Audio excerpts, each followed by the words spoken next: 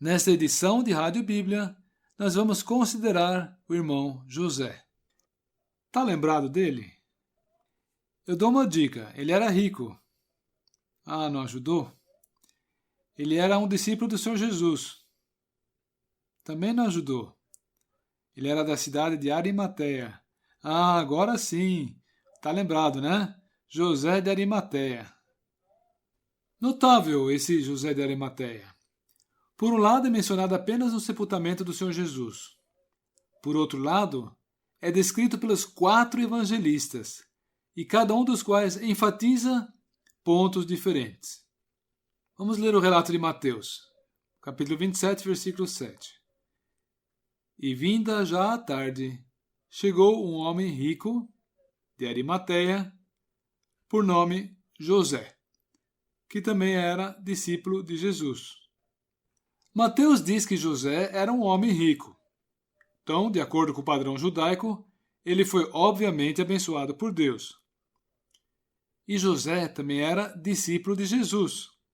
Ele, o homem rico, se colocou ao lado do desprezado Jesus de Nazaré. E o seguiu, e o serviu, com aquilo que ele tinha ao seu dispor, os seus bens. Os seus bens. Sabe, quando nós convertemos, nós consagramos todo o nosso ser, todos os nossos bens, todas as nossas posses ao Senhor Jesus. E Ele, em sua graça, nos devolve tudo isso, só que agora já não mais na posição de proprietários, mas de mordomos. Nós somos administradores para o Senhor Jesus, nos interesses deles, daqueles bens que Ele nos confiou. E aqui nós vemos esse homem rico, José de Arimateia, cedendo o seu próprio túmulo para o Senhor Jesus. Como serviu bem ao Senhor Jesus essa disponibilidade do irmão José.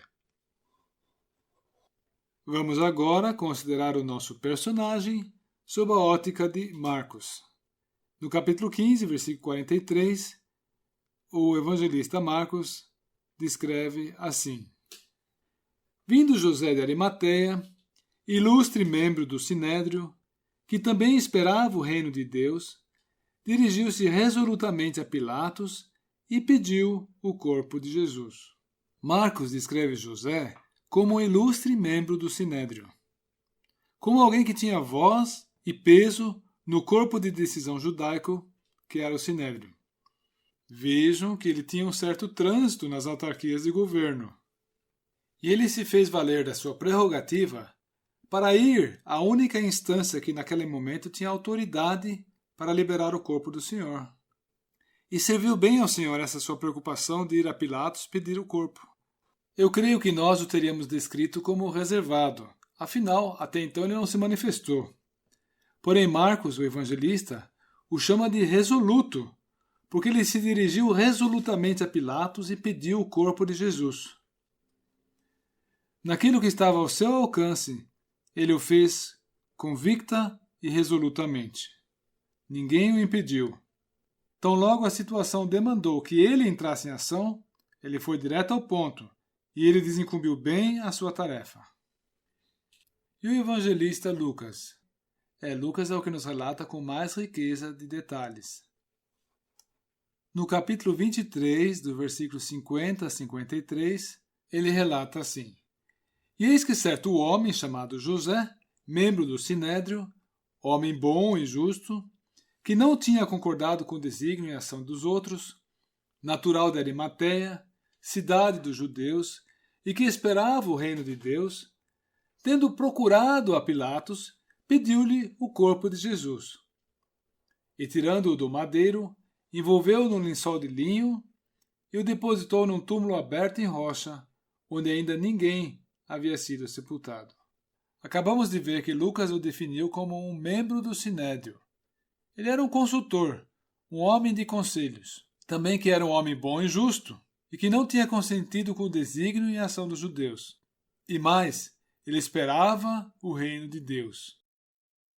Notem que aqui no Evangelho de Lucas, o Espírito Santo acha por bem realçar valores morais. Ele era conselheiro, bom e justo, não tinha consentido no plano maquiavélico dos demais e esperava pelo reino de Deus.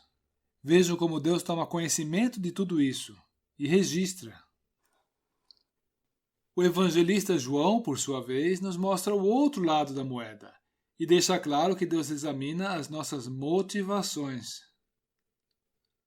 Em João 19:38, nós aprendemos que José era discípulo de Jesus, mas oculto, por medo dos judeus.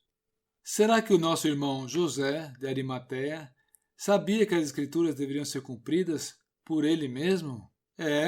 Porque o Messias que os profetas anunciaram deveria estar como um homem rico em sua morte. José era rico e cumpriu a profecia de Isaías. Além disso, a sua tumba era recém-talhada e nunca havia sido usada. Veja você que Deus nos diz tudo sobre José de Arimateia. O seu diagnóstico é completo. O exame é detalhado, é tintim por tintim. O que será que ele vai escrever sobre a minha vida? Estou ansioso para ver. O que será que ele vai escrever sobre a tua vida?